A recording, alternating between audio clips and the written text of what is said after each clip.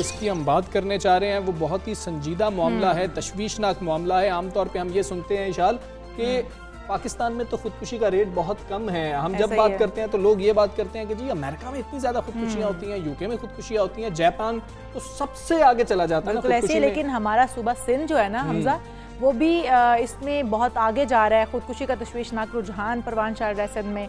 इसके बढ़ते हुए दादो शुमार ने खतरे की घंटी बजा दी है। सिंध मेंटल हेल्थ अथॉरिटी ने साल 2016 से 2020 तक सूबे में खुदकुशी करने वालों के दादो शुमार जारी कर दिए हैं। और बिल्कुल ऐसे ही है। इसी तमाम तर सूरत हाल पर हम बात करने की कोशिश करेंगे। Chairman Sindh mental health commission doctor Karim Khwaja sahab हमारे साथ मौजूद हैं। डॉक्टर साहब अस्सलाम वालेकुम, गुड मॉर्निंग। सिंध में खुदकुशियों की बड़ी वजह आप क्या देख रहे हैं? आदादो शुमार जारी किए गए और इनके तदारुक के लिए कौन से इकदाम हैं जिनकी अशद ज़रूरत है?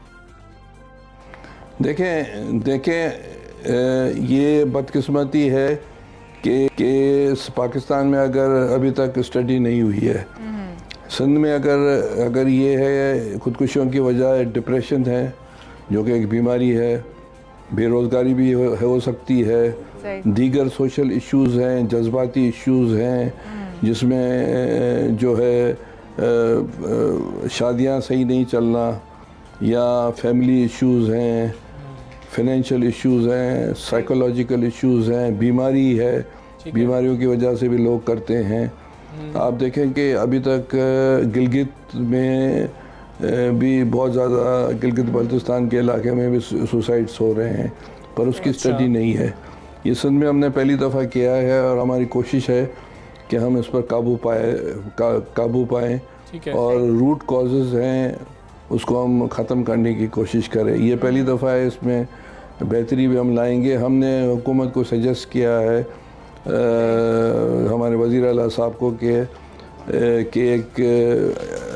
एक सिंध प्रिवेंटिव सुसाइड बिल आना चाहिए, कानून साजी होनी चाहिए कि कौन से वेपन्स पर पाबंदी लगे, कौन सी दवाइयाँ पीकर लोग हलाकत करते हैं तो उस पर भी पाबंदी लगी जाए, पेस्टिसाइड्स हैं, जो है दूसरी जो चीज़ें जो इस्तेमाल लोग करते हैं सुसाइड के लिए, और उसके बाद जो है कि पोस्टमार्टम्स नहीं होते हैं। बहुत से सुसाइड्स होते हैं जो कि पता नहीं चलता है और उसमें जो है उस सूरत में ये होता है कि हमें जो है पता नहीं चलता है। तो ये सब उस सूरत में होगा जब तक कानून साजी नहीं होगी और उसमें हमारा होम मिनिस्ट्री, हेल्थ मिनिस्ट्री और लॉ मिनिस्ट्री मिलकर कानून साजी करें, उसमें हमें फ़ायदा होगा और उससे जो है चीज़ें कंट्रोल होंगी और उस पर काबू पाया जाएगा। और आपको मैंने पहले भी साहब आपने कहा कि ज़हनी है वो सेहत इसमें काफ़ी काउंट करती है। क्या पाकिस्तान और बिलखसूस अगर सिंध की बात करें तो ज़हनी सेहत के मराकज़ की कमी है, और अगर हैं तो ऐसे मराकज़ में स्टाफ जो है वो तरबियत याफ्ता नहीं है, उन्हें बताया नहीं गया कि किस तरीके से काउंसलिंग करनी है? देखें बदकिस्मती पाकिस्तान सारी की है कि हमारे पास सारे पाकिस्तान जिसकी आबादी 22 करोड़ है, वहाँ साइकेट्रिस्ट जो हैं वो टोटल हमारे पास 450 हैं। हमारे पास सूबे सिंध में 130 से 140 हैं और जो भी साइकेट्रिस्ट बन जाता है, साइकेट्रिस्ट बनने के लिए पहले MBBS करना पड़ता है, फिर स्पेशलाइजेशन करनी पड़ती है। इस फील्ड में नौजवान लड़के लड़कियाँ कम आते हैं तो फील्ड खाली पड़ी है, इसलिए एक तो रीज़न ये है। इसको ख़त्म करने के लिए हमने ये किया है, सूबे सिंध में हमने वज़ीर आला को कहा था, वज़ीर आला ने हमारे कहने पर एक बिल इंट्रोड्यूस पास हो गया है, दैट इज़ सरकवजी institute of psychiatry and behavioural sciences, जो हमारा हॉस्पिटल है 165 साल पुराना है, हैदराबाद में 27 एकड़ का है। उसको हमने लम्स से, पहले भी लम्स से था और सिंध यूनिवर्सिटी से जोड़ा है। और वहाँ से साइकेट्रिस्ट पैदा हो सकते हैं, साइकोलॉजिस्ट पैदा हो सकते हैं, नर्सेज हमारी ट्रेन हो जाएंगी, उनको डिग्रियाँ मिलेंगी, इसी तरह वार्ड बॉय ट्रेन होंगे। तो इस तरह जो है हम ये चीज़ें, सोशलॉजिस्ट ट्रेन होंगे, ऑक्यूपेशनल थेरापिस्ट ट्रेन होंगे।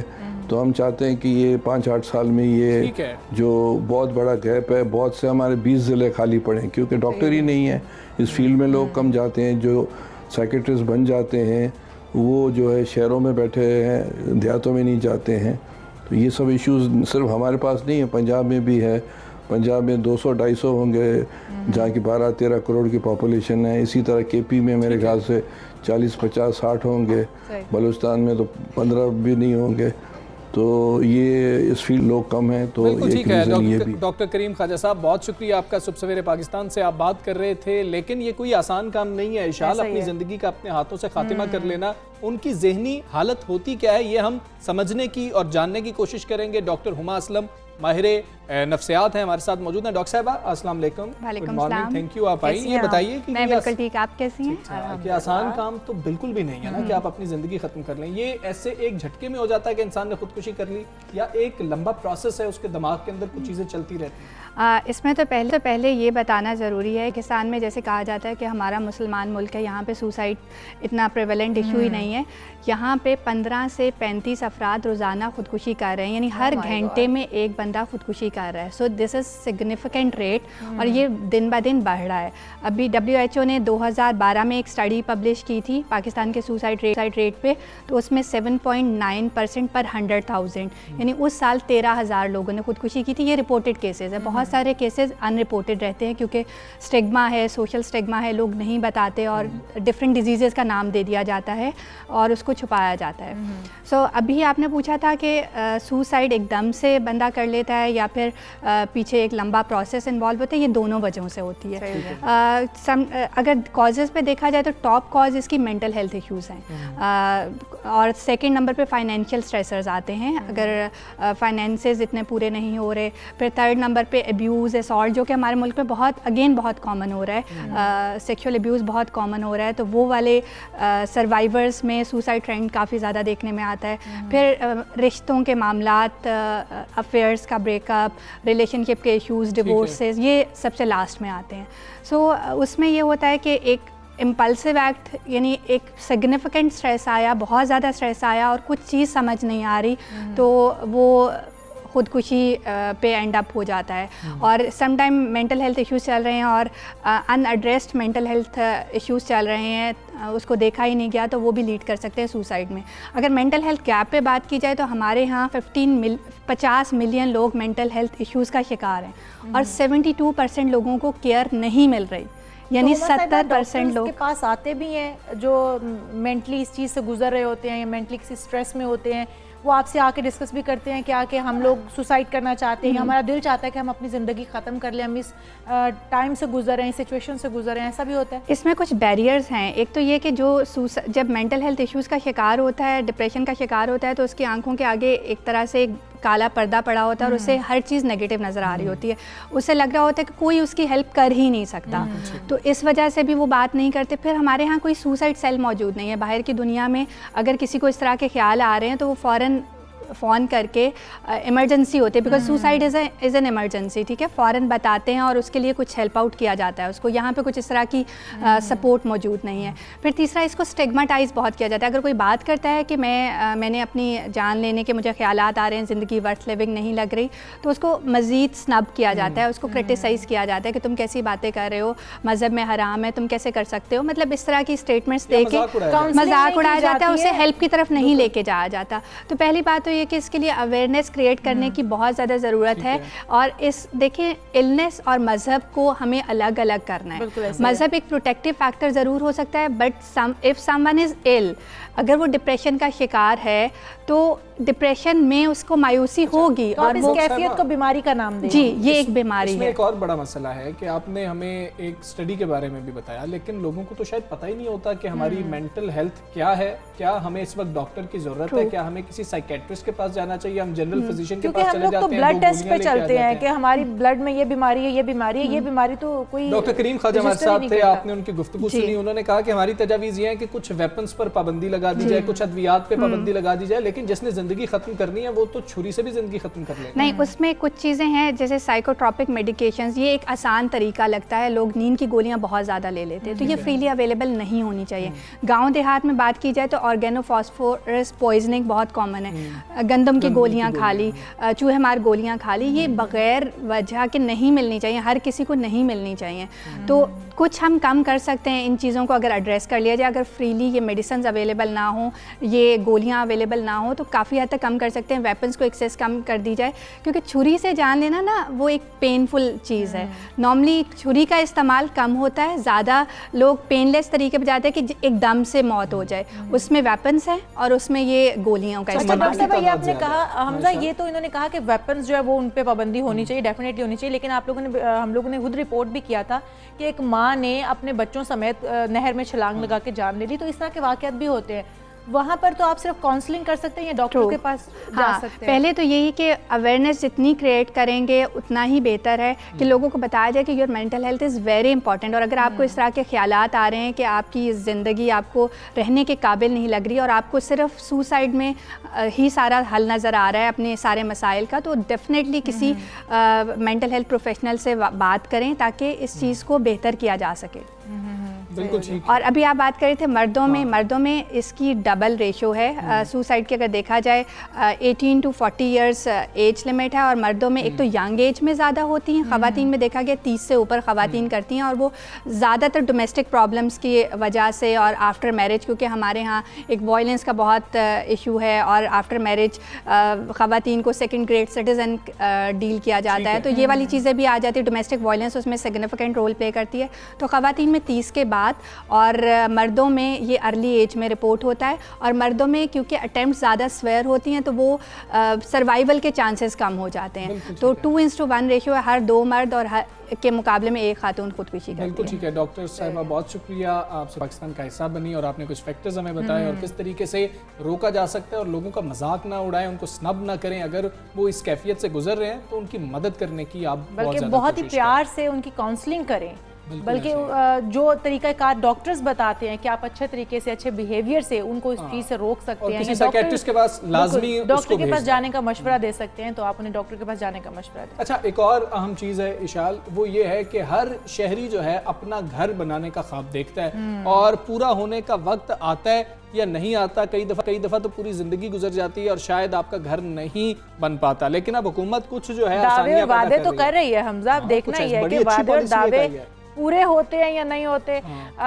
जो वज़ीर आज़म की जानिब से ये किया गया है नया पाकिस्तान हाउसिंग स्कीम, इसके तहत कर्ज़ों की हद बढ़ाकर 1 करोड़ रुपए कर दी गई है, जिससे आप घर, फ्लैट्स या फिर प्लॉट या फिर तामीर के लिए आसान किस्तों पर कर्जा लिया जा सकेगा। बिल्कुल ऐसे ही है इशाल, ये मामला बिल्कुल ऐसा है। 50 लाख रुपया पहले जो है रखा गया था कि आप कर्ज ले सकते हैं, और इसके ऊपर जो है आसान शराइत हैं बिल्कुल, और आसान किस्तें, अगर आप वो किस्तें किस तरीके से अपने किसी घर में रह रहे हैं उसका किराया दे रहे हैं तो आप बड़े आराम से वो दे सकते हैं। ये किस तरीके से आप हासिल कर सकते हैं और कितनी आपको किस्त देनी होगी, ये हम जानने की कोशिश करते हैं। हमारे साथ मौजूद हैं executive state bank of Pakistan Syed summer Hussain साहब। सैयद समर हुसैन साहब, अस्सलाम वालेकुम, गुड मॉर्निंग सर। सर ये बताइएगा, एक आम आदमी का तो ख्वाब है कि वो घर बनाना चाहता है, नया पाकिस्तान हाउसिंग स्कीम से कैसे फ़ायदा उठा सकता है, कैसे अप्लाई करेगा, कितने अरसे का ये प्रोसेस है, और लोगों के जो चंद सवालात आप तक आते हैं उनको भी एड्रेस कर दीजिएगा। जी बहुत बहुत शुक्रिया जी, वालेकुम सलाम।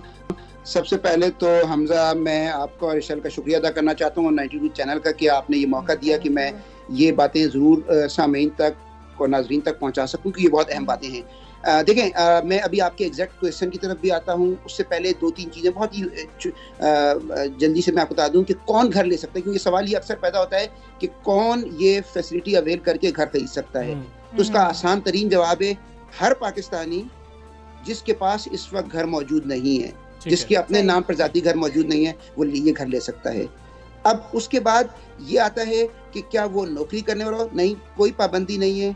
आप नौकरी कर रहे हो, सरकारी कर रहे हो, प्राइवेट कर रहे हो, नौकरी ना भी कर रहे हो, अगर आपका अपनी कोई दुकान है, आपका अपना कारोबार है, आप इर्रेगुलर भी अगर आपकी इनकम है, इर्रेगुलर इनकम से मुराद ये होती है कि आप जैसे ठेले का काम कर रहे हैं, रिक्शा चला रहे हैं, तो आप भी अवेल कर सकते हैं ये इस स्कीम की। और इस स्कीम का बुनियादी देखिए मरकज, जैसे अभी आपने शुरू में खुद कहा, मरकज क्या है कि अभी जो आप किराए की रकम देते हैं वही रकम आप अदा करके अपने घर के मालिक बन जाएं। अच्छा, अब देखें, आज सवाल ये पैदा होता है कि वज़ीर आज़म पाकिस्तान की इस स्कीम के अनाउंस करने से पहले ऐसा क्यों नहीं हो रहा था, लोगों को ये फैसिलिटी क्यों अवेलेबल नहीं थी। देखिए, मसला ये था कि अगर एक आम कर्जा घर का लिया जाए तो जो उसकी किस्त बनती है वो ऑलमोस्ट डबल होती है उसके मुकाबले में जो इस स्कीम के तहत किस्त बन रही है। सही हो यानी गया। हुआ क्या कि आम किस्त को तकरीबन निस्फ किस्त जो है हुकूमत पाकिस्तान अपनी तरफ से अदा कर रही है, जिसके लिए सही हुकूमत पाकिस्तान ने अगले 10 सालों के लिए 35 अरब रुपए जो है इसके लिए रखे थे। अब आपने ये क्वेश्चन किया कि जो है इसको अप्लाई करने का तरीका क्या है। हाँ जी। कोई भी शख्स जिसके पास अपना घर मौजूद नहीं है, अपने किसी भी नजदीकी बैंक ठीक है। की किसी भी ब्रांच के पास जाए, वहां सही हो जब गया। जाएंगे तो आप देखेंगे वहां एक बोर्ड भी लगा होगा, वहां बैनर भी लगा होगा, जहां आपको गाइड किया जाएगा कि आप अंदर इस काउंटर पे जाइए। वहां आपके पास देखिए सबसे अहम तरीन सवाल आपके तमाम नाज़रीन पूछते होंगे यकीनन कि आपके पास क्या क्या चीज होनी चाहिए। हाँ जी। आपके पास वो कौन से डॉक्यूमेंट होने चाहिए जिसकी बुनियाद पे आपको ये कर्जा मिल सकता है। तो देखिए ये बड़े आसान है, मैं उसको लिस्ट डाउन कर देता हूँ। आपके पास अपना CNIC होना चाहिए, सही हो गया। आपके पास 2 फोटोज होने चाहिए, ठीक है। आपके पास अगर आप जॉब करते हैं तो सैलरी स्लिप होनी चाहिए, ठीक पिछले है। महीने की जो सैलरी स्लिप है, चाहे सरकारी है चाहे गैर सरकारी है। अगर आप जॉब नहीं करते हैं तो फिर सवाल ये पैदा होता है, और अगर आप अपना कारोबार करते हैं तो उस कारोबार का कोई भी डॉक्यूमेंट होना चाहिए। ठीक लेकिन है। सवाल ये है कि अगर आप ये भी सब कुछ नहीं करते और आप फर्ज कर लें कि आपकी एक दुकान है, छोटी सी दुकान है, या आपका एक ठेला है या रिक्शा है, तो आपके पास ये तमाम चीजें यानी वो सैलरी स्लिप वगैरह नहीं होंगी, तो फिर आप क्या कागज इस्तेमाल कर सकते हैं कि आप अभी जिस मकान में रह रहे हैं उसका किराया तो अदा करते होंगे ना। जी। तो अगर उसके मालिक मकान से ये एक कागज पर लिखवा लिया जाए कि आप इतना किराया अदा कर रहे हैं, उसकी रसीद की मैं बात कर रहा हूँ, अगर इतना किराया अदा कर रहे हैं तो वो आप अपने बैंक के पास दे सकते हैं। फिर आप जिस मकान में रह रहे हैं किराए पे भी अब लोगों के बिजली के बिल अलग अलग कर दिए गए हैं, जाहिर है बिजली के बिल जी। इतने होते हैं, तो आप अपने जिस मकान में रह रहे हैं किराए पे, ठीक है आपके नाम पर नहीं है, लेकिन वहां का बिजली का बिल, गैस का बिल या टेलीफोन का बिल, ये आप इसकी फोटो कॉपी दे सकते हैं। अगर आपके बच्चे कहीं पढ़ते हैं तो जाहिर उनकी फीस भी जमा करवाते होंगे कुछ ना कुछ, तो वो फीस देखिए, ये तमाम मैकेनिज्म इसलिए किया, बस these are the documents which are बिल्कुल ठीक है। Required at the time of ठीक है। अप्रूवल। समर हुसैन साहब, आपने खासा आसान कर दिया। लोगों का एक और बड़ा बुनियादी सवाल है पाकिस्तान के अंदर और किसी भी इस्लामिक स्टेट के अंदर होता है, क्या इस्लामिक बैंक में भी जाकर ये सहूलत ली जा सकती है? क्योंकि लोग सूद के ऊपर क्वेश्चन करते हैं कि फिर भी 3% हो या 5% हो, कम सूद हो, सूद तो मौजूद है। क्या इस्लामिक बैंक में भी जाकर आप ये ऑफर अवेल कर सकते हैं जो गवर्नमेंट की जानिब से दी जा रही है? हमजा, बहुत आपने अच्छा सवाल किया है, और आई थिंक कि ये इसकी वजह से जो एक थोड़ी सी एक गलत फहमियां लोगों में ये दूर हो जाएंगी। देखें, ये स्कीम का कंप्लीट शरिया कंप्लाइंट वर्जन, यानी शरिया के उसूलों के मुताबिक इस्लामिक है। बैंकिंग के तहत ये फैसिलिटी अवेल कर सकते हैं। और मैं आपको ये बताते हुए खुशी महसूस कर रहा हूँ कि इस वक्त जितनी भी फाइनेंसिंग हो रही है ज्यादातर इस्लामिक बैंकिंग के अंदर हो रही है। तमाम बैंकों की इस्लामी ब्रांचेस मौजूद है, जहां नाम लिखा होता है कि ये इस्लामी ब्रांच है, वहां जाके आप कहें जी मुझे शरिया के उसूलों के मुताबिक चाहिए, इस्लामिक बैंकिंग के तहत चाहिए, तो वो आपको दे देगा। बिल्कुल ठीक है। सर, ये भी बता दीजिए कि किस्त कितनी होगी तकरीबन? मुझे ये सिर्फ बता दें, लोग ये भी सुनना चाहते हैं। 1 करोड़ किसको मिलेगा, 10 लाख किसको मिलेगा? अच्छा, देखें, एक तो इसमें पहले एक बहुत ही आसान सा जिसे कहते हैं ना कि थंब लाइन प्रिंसिपल, अंगूठे वाला प्रिंसिपल जिसे कहते हैं ना, वो ये देख लें कि आपकी आमदनी जितनी है उसकी आधी किस्त आप अदा कर सकते हैं। ठीक है। यानी अगर फर्ज कर लें कि आपकी आमदनी जो है वो है 25,000 रुपए है, तो आप एक ऐसा मकान उसके तहत ले सकते हैं जिसकी किस्त 12,500 रुपए महीने की हो। अगर आपकी 50,000 की आमदनी है तो 25,000 की किस्त तक कर सकते हैं। अब मैं आपको बताता हूँ कि इतनी किस्त के अंदर सही। कितने का कर्जा मिल सकता है। ठीक है। देखिए, बड़ा मसलन फॉर एग्जांपल, बड़ा यहाँ मामला है, इस पे बड़ी लंबी बहस है, बड़ी लंबी बातें और गुफ्तगू होनी चाहिए। हमारे नाज़रीन के पास बहुत सारे सवाल आते हैं, लेकिन सैयद समर हुसैन साहब, बहुत ही कम वक्त था जिसकी वजह से आपसे इजाज़त लेंगे, क्योंकि हमें यहाँ पर एक ब्रेक लेनी है। ब्रेक से वापस आएंगे, फिर गुफ्तगू का आगाज़ आगे बढ़ाएंगे। Stay with us.